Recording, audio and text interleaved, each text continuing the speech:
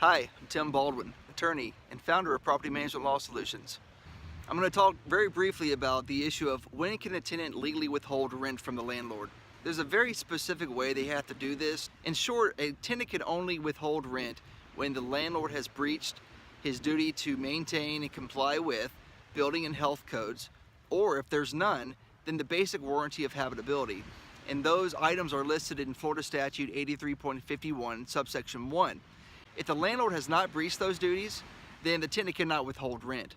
But even if the landlord has breached those duties, then the tenant has to give a specific notice that requires the tenant to specify what those breaches are and give the landlord an opportunity to cure, specifically a 7-day notice to cure.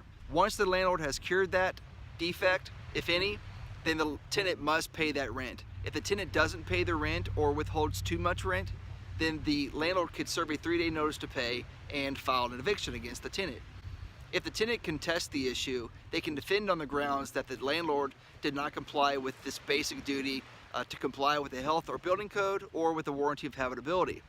If the landlord prevails in the case, then they can give the eviction against the tenant, and the tenant would have to pay the rent owed. If the judge or jury believes that the landlord has breached these duties, then the tenant will not be evicted. However, the tenant will still be required to pay rent if the judge or jury finds that the tenant can still use a portion of the premises. In other words, if they find that 50% of the premises value was diminished because of the landlord's breach of duty, then they'll reduce the rent by 50%. But the tenant will still have to pay that rent. There are times where a tenant will threaten to withhold rent or actually withhold rent in cases where they have no right to do so. Many times what we see is a tenant withhold rent because they had to expend some kind of money during the lease that they don't believe they should have, and so the tenant will keep that money from the landlord, whether in part or in whole of the rent. The landlords don't know what to do sometimes in these situations. They don't know when the tenant can legally withhold rent. Without proper knowledge of when a tenant can actually withhold rent, the landlord may actually be leaving money on the table or catering to a tenant who's actually just trying to get his way.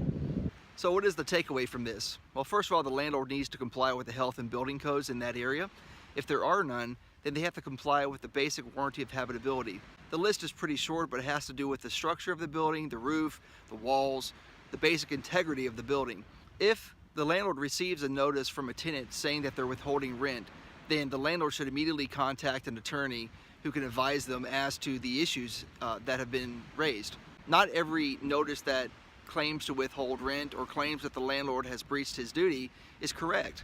Property Management Law Solutions is designed to help property managers in every step of the process to make sure they're making the right decisions, making sure that their documents, forms, contracts address issues that arise during the landlord's business and operations, and if there's a problem with the tenant, then we can resolve them sooner than later. It saves time, money, and expense for everybody. It's a smart decision.